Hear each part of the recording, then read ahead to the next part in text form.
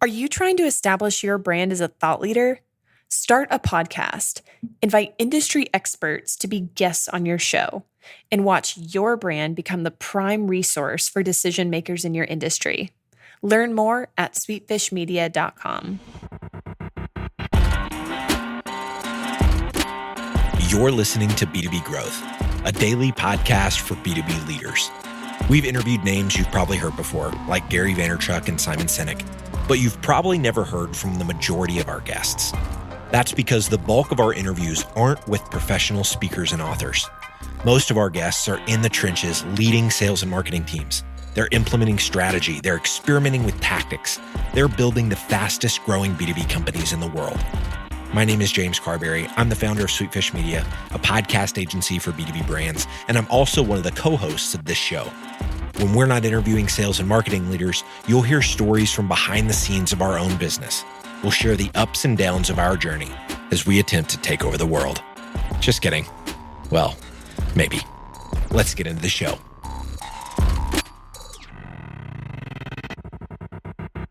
Welcome back to B2B Growth. I'm your host for today's episode, Logan Lyles with Sweetfish Media. I'm joined today by Chris Voss. Chris is a renowned author and negotiation expert. He is a former FBI hostage negotiator, the CEO of the Black Swan Group, and author of the Wall Street Journal best-selling book, Never Split the Difference. Chris, how are you doing today, sir? Did you say best selling or best? You almost said best smelling, didn't you? Huh? It was not smelly. It is definitely deserves that best selling title for sure. It smells like a new car, right? It smells good. A new fresh book, kind of like smell of a new car. That's a good thing, right? Yeah, absolutely. You know, being a podcast host, I listen to most of my books on audiobook. My wife loves, the feel of a paper book, and one of the things she does is, smells it because it's got that new book smell. So she's not very good, right? All right, she's not alone. All Awesome. right, yeah. Well, I've been really excited to have you on the show, Chris. I have listened to your book twice now. I've recommended it to so many people, mentioned it here on the podcast. And what I love is that it's full of applicable tactics for negotiation in all aspects of life, and also full of engaging stories. Obviously, in your time being a hostage negotiator, there are some thrilling and engaging stories to tell from that. But in the book, you also bring it around to, stories of fundraising and selling season tickets and telemarketing and salary negotiation. So we're going to unpack some of those tactics that you talk about in the book. But before that, for folks who aren't already as big a fan of yours as I am, I would love for you to give them a little bit of background on you and what led you to writing the book, Never Split the Difference. Yeah, well, I was an FBI hostage negotiator. I was with the FBI for 24 years, was a hostage negotiator, worked terrorism, worked in New York City, and then finished out my career at Quantico and was the FBI's lead international kidnapping negotiator, which is bargaining and negotiation and all that stuff sort of wrapped into one. Taught at Harvard, taught business negotiation at Harvard and at Georgetown and at USC. And when I left the FBI, I'd already gone through Harvard Law School's negotiation course to sort of compare, contrast, and learn their stuff and them to learn our stuff. And found out that our stuff was just pretty darn good. Our stuff being the FBI hostage negotiation stuff. So yeah, you talked about in the book some of the long-held beliefs of negotiation that had been taught at Harvard. You kind of unseated a little bit with some of the things you brought to the table, right? Yeah, they've got a long history in this rational process, and people aren't rational. They're just not everyday, normal, day-to-day human beings, business to business. It's emotion driven. What do we value? We value what we care about. You start finding words that are just based on emotion. So yeah, it's hostage negotiators tools apply directly. Yeah, absolutely. We like to think that in B2B sales, buyers have taken the emotion out of it. But when you think about, especially someone leading a buying committee, sometimes their career can be on the line based on this purchase decision. So how can that not be tied to human emotion, right? The career is on the line, their relationships, the boss yelled at them, the girlfriend yelled at them, the wife yelled at them, who knows what it is.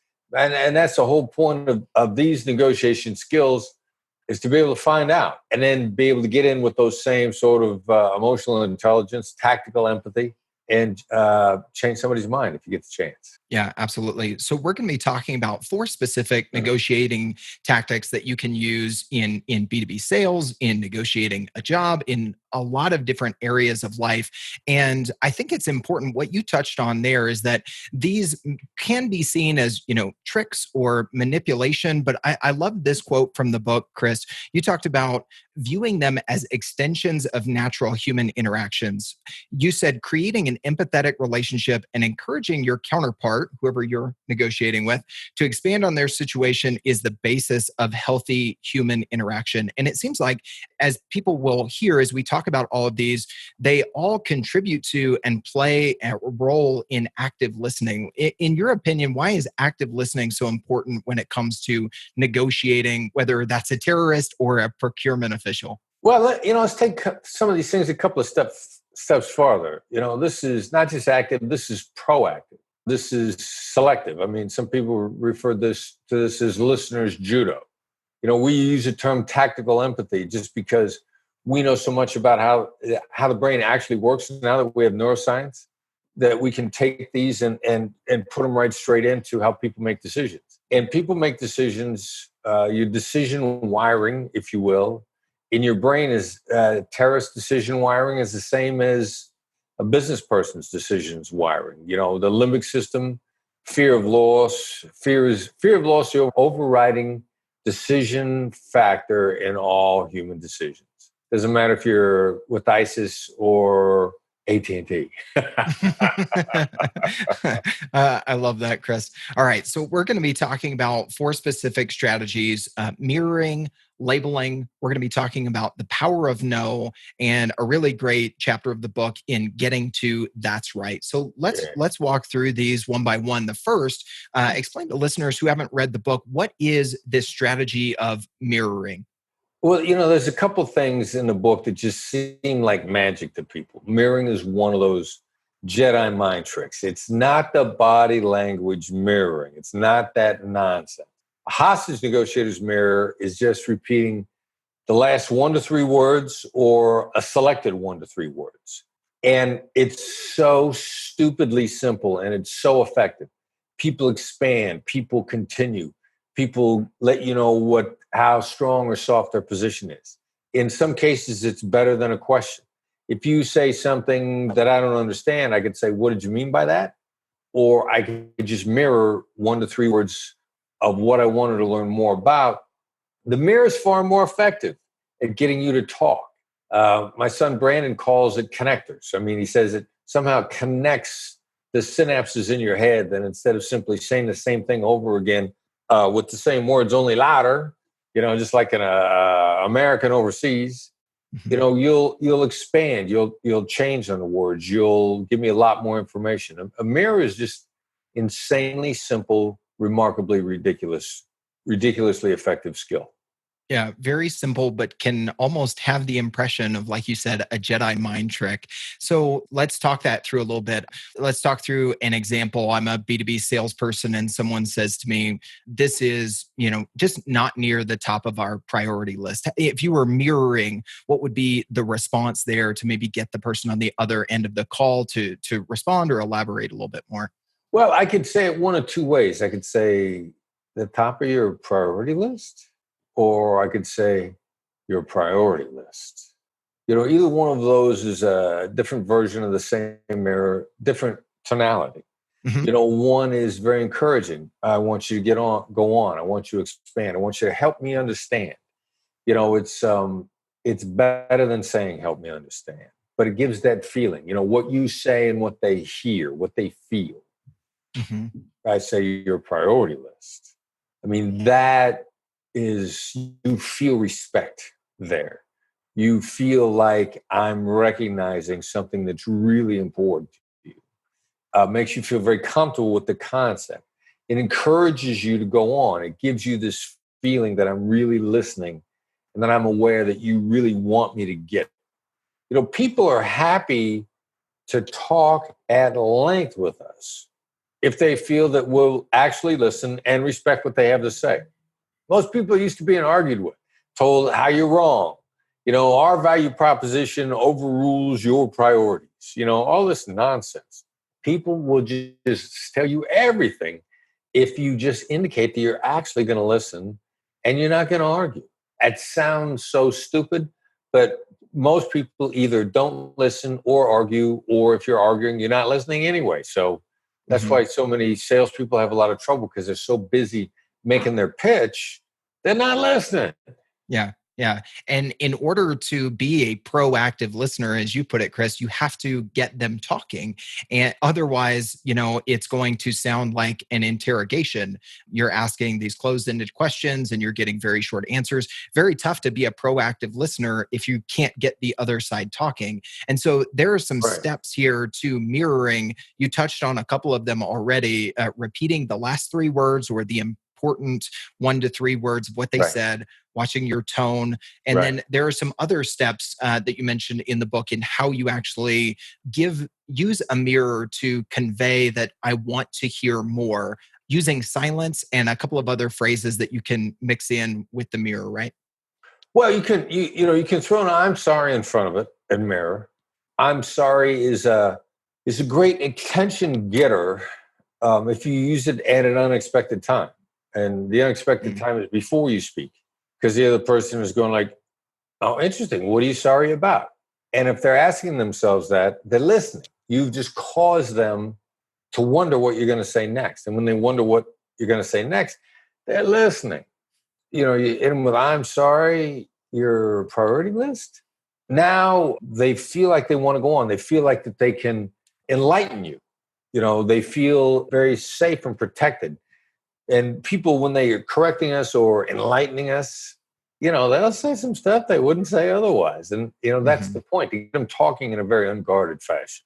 Yeah, absolutely. I think we're gonna circle back to that idea of taking them off of the defensive when we talk about using yes and no here in a little bit. One of the things you touched on there in using silence is you've got to use a mirror, but you've got to let that silence hang on. It can be a little awkward for folks at first, right? Yeah, there's a reason it's called an effective pause. You got to let it have its effect. Its full effect. You got to shut up. And 2 out of 3 of us, at least 2 out of 3 of us, are just uncomfortable with silence. We want to fill the silence. We're scared something's bad is happening. We're scared the other side is mad, or we see it as an opportunity to speak. Whatever it is. And we're even now referring to it, black belt use of this is not just an effective pause, it's the dynamic use of silence. I mean, if you can get comfortable with silence, that's a powerful tool. You get the other side talking. You also make sure that the last thing you said really sinks in. Yeah, absolutely. Well, Chris, let's move on to the next strategy that you talk about a lot in the book. It comes up over and over. There's a whole chapter dedicated to it, but it's you use it weaved in and out of other stories, and that's this of labeling. And part of that chapter, you talk about the role of a negotiator, a salesperson, anyone who's engaging in any form of negotiation. Their role is almost like that of a therapist. Can you unpack that analogy for us a little bit? Well, when you label where somebody's coming from, and it isn't any more complicated than it's self-defining than a label. I mean, it seems like, it sounds like, it looks like, are the words that a label starts out with. Now, the simplicity of it is, I wish I'd have invented this to begin with. I mean, this is a derivation of emotional labels from hostage negotiation. Like, if I had to patent on this, I mean, this is the most effective skill, because it gets people talking, particularly those that don't want to talk. It has an effect to sort of bypass the traffic cop in your brain that puts its guard up when you feel like you're being interrogated. And it taps right straight into your thinking. And then it's the most useful way to get someone to give you stream of consciousness, exactly what's going on in their head. One of our real estate agents that we coach, she refers to labels as unlocking the floodgates of truth talk. You can say to somebody, "What do you think?" And even though that's a good question, because it starts with the word what, and what is a preferred word to start a question with, people still feel like, they're trying to get something out of me. They're trying to get information out of me. And we teach people to say, instead of "what do you think?" to make a label that said, seems like you got some thoughts, seems like you got some ideas, seems like you saw some stuff you liked. Different versions of getting at what they're thinking. And what the label does is it bypasses the defense mechanisms, and people give us a lot more information as a result of labeling, a dynamic, what you see or what you suspect might be there. Right. So you touched on some things there that I think are key for listeners to think about with a label. You're labeling what you see as the emotions on the other side. So you start with phrases like, it seems like, it looks like, and then you give some definition to their emotions. It can actually be effective to mislabel their emotions, right? Can you give us some examples of that, Chris, and why that's effective? Yeah, it's a crazy thing. Never underestimate the compulsion to correct. I mean, a compulsion to correct overrides better judgment on whether or not people should be saying something anyway. One of my favorite examples, we're coaching this construction company. And in this building they're working on, there's a problem on the other side. They can't figure it out exactly who the problem is. They suspect it's one of a couple of executives at this one particular level. They can narrow it down, and they could say, what's the problem? Ask some sort of a legitimate question. Who's the problem? Where's this bogging down? What's getting in the way? Any series of what we would refer to as open-ended questions, which are generally good. But instead, they decide to take a shot with a label. Now, there's two executives on the other side. Let's call them Tom and Bob. So they say to the point of contact, it seems like both Tom and Bob are the problem here, which is a label. Unless they're both the problem, it's at least partially wrong, which is going to cause the other side to correct them. Their point of contact immediately blurts out, no, it's not Tom, it's Bob. Bang. Because the compulsion to correct overrode their thinking and whether or not they should be correcting. And we see this over and over and over again. You can use a label, especially a mislabel, to tap into some of these human nature urges that are just impossible to corral.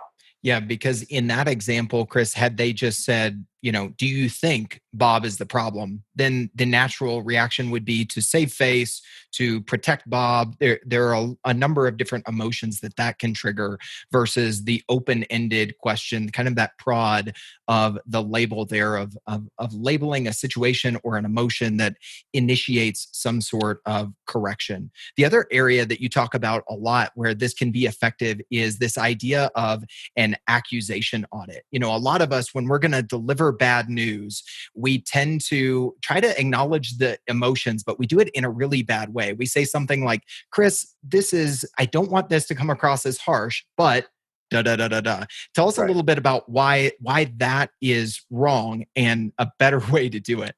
Well, all right. So, and we've all had moments like that. So first of all, to get people used to this, we say, if there's something here you want to deny, let's start there.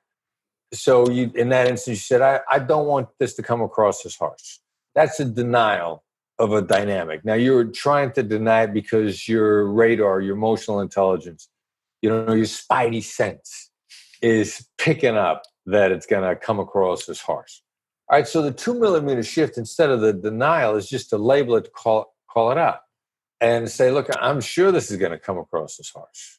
And then where you want to say the word but, that's where you shut up. That's where the effective pause come in.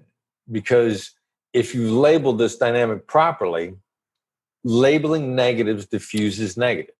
Not some of the time, not 20% of the time, every time. There's an actual neuroscience experiment that shows the reaction of labeling negatives on the negative emotional part of the brain. They can actually isolate where the negative emotions live and watch the electrical activity as a result of labels. And they see that labeling negatives, calling them out, not denying them, as silly as it sounds, the 2 millimeter shift is going from the denial to simply calling them out.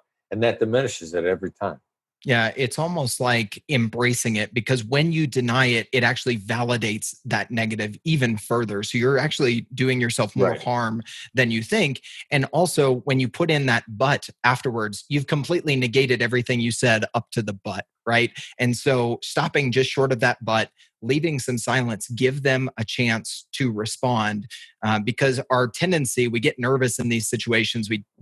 We have to deliver bad news, and we just keep rambling, hoping that we're going to say something that's going to ring positive with them. But most often that's not the case, because we need to control our emotions and then let them emotionally respond to it as well. You'd mentioned in the book a couple of examples of this where you just completely embrace the negative. One was in the classes you lead, where you could ask for volunteers to step up and say, I'm your new instructor, all your credentials, who wants to do a quick little role play, which no one wants to do, right? So tell us how you use that in that scenario, because I think that can give people some real world example of how they can use this accusation audit to take the sting out of the negative early. Yeah, this is just being very proactive with the negatives. And my favorite example was, we do this in every class we teach, in every training, but it's pretty much the first thing we do is I solicit volunteers to role play with me in front of the group. This is a negotiation. The most dangerous negotiation is the one you don't know you're in. In every negotiation, a commodity at stake is time. I'm soliciting people's time, their action, to potentially get embarrassed. So each and every time, in order to get out in front of this, I say, look, if you're worried about what it's going to be like to role play with me, I say, it's going to be horrible. And I shut up. I mean, that's the most I can over-label a negative experience with one word. Like, horrible is about as bad as it's going to get. I say it's going to be horrible. And I shut up to let it sink in. So I don't step on a label. And what it does at that point in time is, as soon as I've suggested role playing with me in front of the class, people's fears have begun to kick in. And, if I have to, at some point in time, I'll say, those of you that volunteer will get more out of it than the others will. Now, that's my value proposition. That's my pitch. But I always lead by diffusing the negative, and typically we'll get all the volunteers that I need. Now, if they're a little slow, once I've wiped the negatives away, maybe they need a positive, and I'll say, and those that volunteer get more out of it than any others. Again, this is the value proposition. And if at that point in time I still don't have the label or the volunteers, I go back to labeling the negative. I say, it's gonna be horrible. It's gonna be horrible. Like in one class, the second time I said it's gonna be horrible, there was a woman up front that said, "Oh, okay," put up her hand, as if I talked her into it. Now, my favorite one was, I have to do this at Georgetown one time. I had some kid, he was a naysayer in a class. They got points for classroom participation. And, this kid, I think his idea was quantity exceeded quality. So he wanted to shoot his mouth off in every class. And so he happened to volunteer for the role play in the first class. We went through the role play. Second class, I'm teaching accusations audits, which is what you're asking me about, which is labeling the negatives in advance before they've occurred in a very aggressive fashion. And I said, yeah, what this does, it works on people. It inoculates from fears. It gets out in front of the problems. And thank God this kid did this genius kid. He raises his hand in the back and he says, that would never work on me. And if you ever tried anything like that on me, I would get up and walk out of the room. And I said, it's pretty interesting because I did it to you last week and you're still here. I couldn't have scripted it better. At that point in time, he finally started to settle down a little bit and tell himself that maybe he wasn't as the emotional intelligence genius that he thought. Yeah. Right. I think you mentioned that in the book, in coming back around and telling people, I did this the first day of class. I told you, looking for volunteers, it's going to be horrible, but what you're going to get out of it is going to be more than anyone else. So as we talk about labeling, as we talk about proactive listening, we've talked about mirrors that get the other side talking. There's actually some science into this phrase that you use a lot in the book, Chris, of tactical empathy. It helps you better understand and even anticipate your counterpart's responses. So can you define tactical empathy? And then I'd like to have you kind of expand on, how we practice it, how we can actually do it, because there are some very physical tie-ins. It's not just, kind of this ethereal psychological stuff. So let's start with, what is tactical empathy? Well, it's, neuroscience meets emotional intelligence. Neuroscience tells us two things about negative emotions. It tells us that they are 3 to 7 times the influence on decision making. This little thing in our brain called the amygdala, which almost everybody has heard of. It's where all the thoughts run through the amygdala. It's part of the brain. It's our caveman brain, the lizard brain, whatever you want to call it, the amygdala hijack. Mm-hmm. 75% of the amygdala is dedicated to negative emotions. Now, I'm a regular guy from the Midwest, and I figure that if 75% of an operating system is dedicated to something, maybe it has an outsized impact on the thinking. So neuroscience tells us that 75% of the amygdala amplifies negative emotions.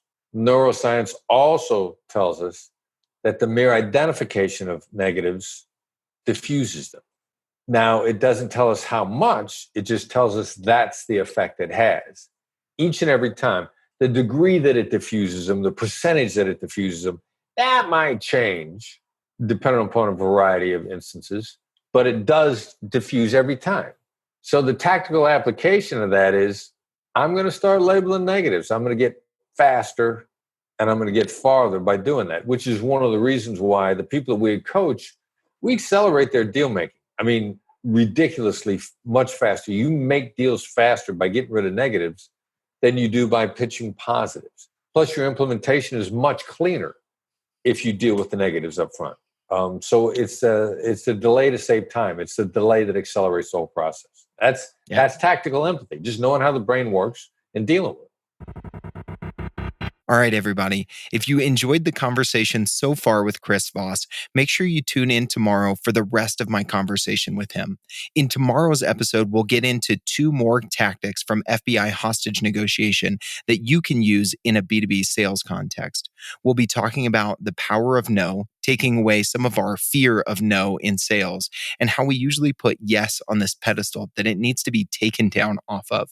We also talk about the important difference to listen for between that's right and you're right in sales and negotiation conversations. Concluding tomorrow's conversation, we also touch on a very important aspect of negotiation for everyone to understand, the idea of black swans.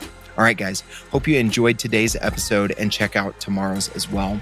As always, thank you so much for listening. It means the world to us. We totally get it. We publish a ton of content on this podcast, and it can be a lot to keep up with.